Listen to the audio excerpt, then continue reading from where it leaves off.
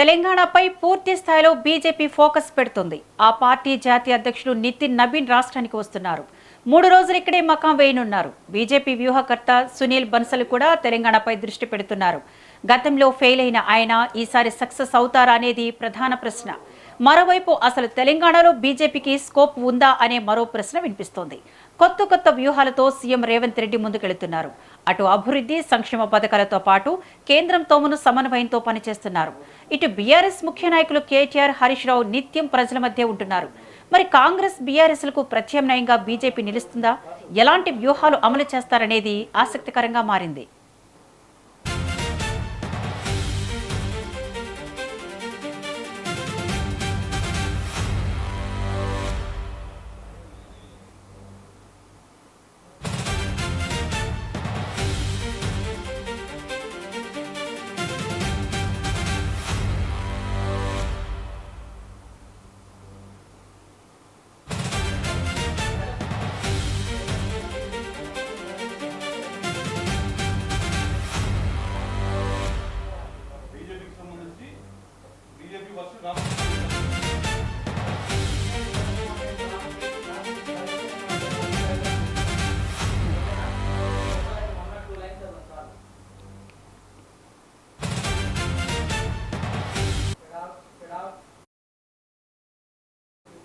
కాంగ్రెస్ బీఆర్ఎస్లకు ప్రత్యామ్నాయంగా బీజేపీ నిలుస్తుందా? ఎలాంటి వ్యూహాలు అమలు చేస్తారనేది ఆసక్తిగా మారింది. ఇదే అంశానికి సంబంధించి మరింత సమాచారాన్ని మా ప్రతినిధి రామకృష్ణ అందిస్తారు. రామకృష్ణ,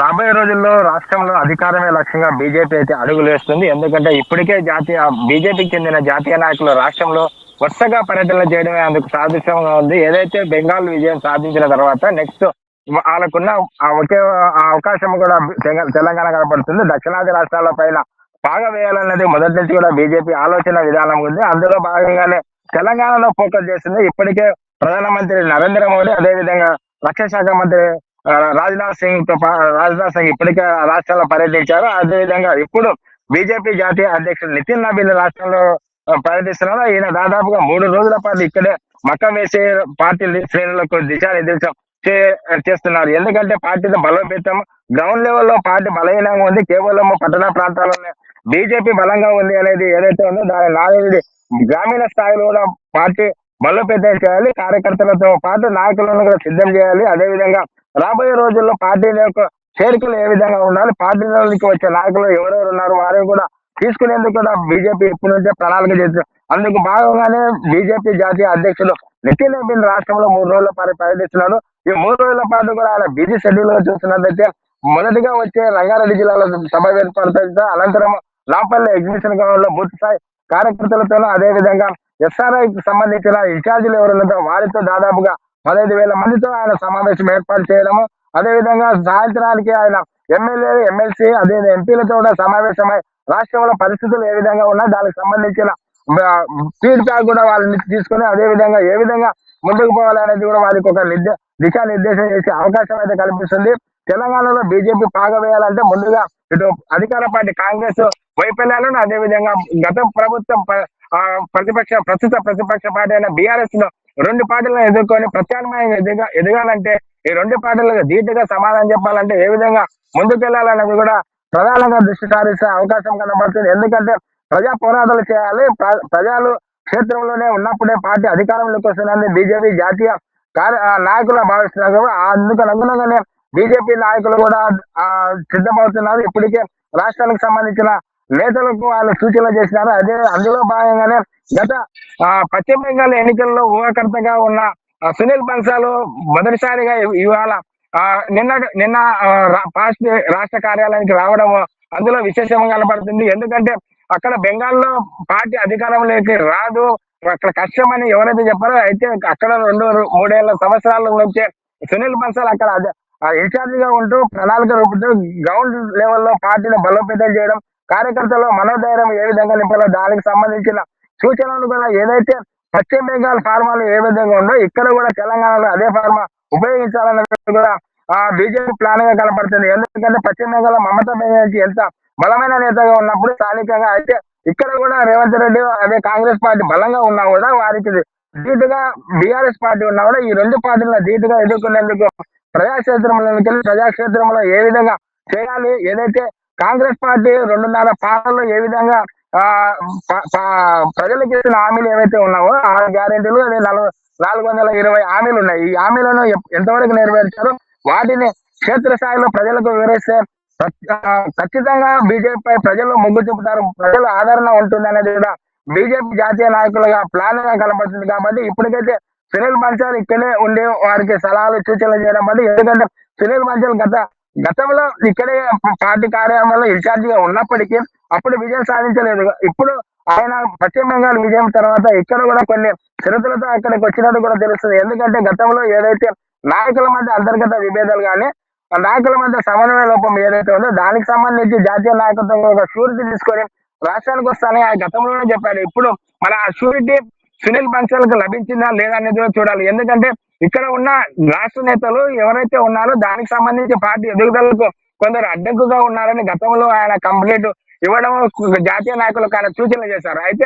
ఇక్కడ ఎవరు వచ్చినా, ఇన్ఛార్జీలకు వచ్చినా, ఇక్కడ ఎవరు పనిచేయడానికి వచ్చినా ఇక్కడ ఉన్న స్థానిక నేతలు ఎవరైతే ఉన్నారో వారి అండర్లోనే తీసుకొని ఇన్ఛార్జీలు చెప్పినది కాకుండా ఇక్కడ రాష్ట్ర నేతలు చెప్పేది వినాల్సి వస్తుంది. కాబట్టి అలా కాకుండా ఏదైతే ఇన్ఛార్జీలు ఉన్నారో వారికి కొన్ని పవర్స్ ఇవ్వాలి, వారికి సంబంధించిన ఏవైతే ఉన్నారో దానికి సంబంధించి కొన్ని సూచనలు కూడా ఇప్పటికే చేసినారు. అదేవిధంగా సునీల్ బన్సాల్ తో పాటు అభయ్ పటేల్ కూడా గత కొంతకాలంలో ఇక్కడే ఉన్నారు కాబట్టి ఆయన కూడా పార్టీపై పూర్తిగా అవగాహన ఉంది. పార్టీ నేతలు ఎవరు ఎక్కడెక్కడ ఉన్నా ఇప్పటికే గత మున్సిపల్ ఎన్నికల్లో పార్టీ నాయకులు వివరించిన తీరు, అదేవిధంగా గత ఎన్నికల్లో వచ్చిన కొన్ని అవినీతి ఆరోపణలు కానీ వీటన్నిటికి సంబంధించి అభయ్ పటేల్ ఇప్పటికే కేంద్ర నాయకత్వానికి ఆయన తయారు చేశారు. రాష్ట్రంలో గ్రౌండ్ లో పార్టీ పరిస్థితి ఏ విధంగా ఉంది, ఆ నేతలు ఏ విధంగా వివరిస్తున్నారు, అయితే పార్టీ రాష్ట్రంలో ఎదగకుండా ఉండడానికి గల కారణాలు ఏంటి అనేది ఒక రిపోర్ట్ తయారు చేసి జాతీయ నాయకత్వానికి ఇప్పటికే అన్నట్టుగా తెలుస్తుంది. కాబట్టి దీన్ని బట్టి చూస్తున్నట్టే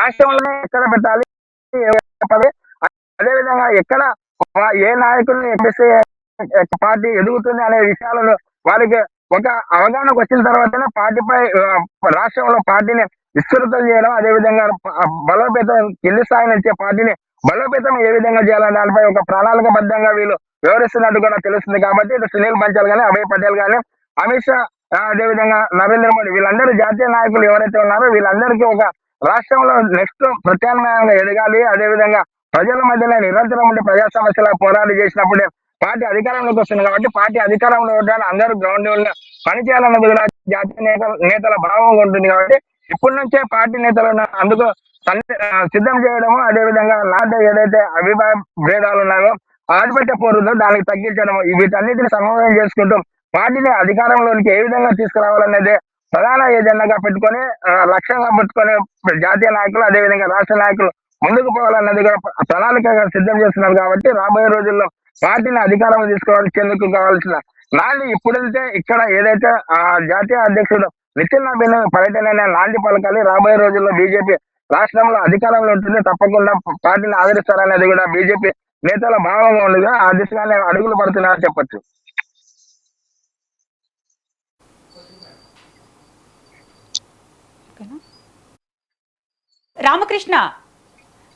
రామకృష్ణ రామచంద్రరావు మాట్లాడుతూ వచ్చే ఎన్నికల్లో బీఆర్ఎస్ కాంగ్రెస్ ను మేము ఓడిస్తాము, తెలంగాణ లక్ష్యంగా బీజేపీ పనిచేస్తుంది అంటున్నారు. అంటే వచ్చే ఎన్నికల్లో బీజేపీ వచ్చే అవకాశం ఎంత మేర ఉంది?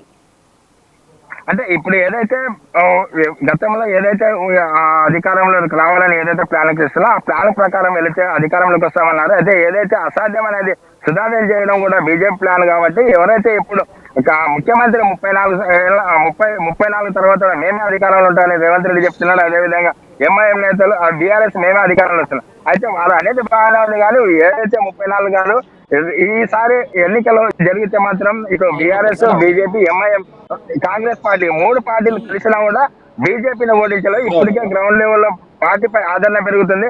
గతంలో కంటే ఈసారి పార్టీలో కార్యకర్తలు మనోధైర్యంతో పనిచేస్తున్నారు. కాబట్టి ఏదైతే గ్రౌండ్ లెవెల్లో గతంలో భిన్నంగా ఉంది, గత మున్సిపల్ ఎన్నికలు తీసుకున్నా, గ్రామ పంచాయతీ ఎన్నికల్లో తీసుకున్నా ఓటు శాతం పెరగడము, సీట్లు పెరగడము, దీన్ని చూస్తే రాష్ట్రంలో బీజేపీ ప్రజలకు ఆదరణ లభిస్తుంది. ఒకసారి అవకాశం ఇవ్వాలని చూస్తున్నారు. కాబట్టి ఆ దిశగానే అడుగులు వేస్తున్నాం. ఏదైతే కొన్ని లోపాల వల్ల బీజేపీని ఆదరించేందుకు ప్రజలు ఎన్నిక వస్తుంది, ఏదైతే తమ లోపాలు ఉన్నవారు వాటి సర్దిద్దుకొని రాబోయే రోజుల్లో పార్టీని అధికారం తీసుకొచ్చేందుకు కృషి చేస్తాం కాబట్టి వచ్చేది బీజేపీ అధికారంలోకి వచ్చేది బీజేపీ అనేది రామచంద్ర కుండబద్దలు కూడా చెప్తున్నాడు.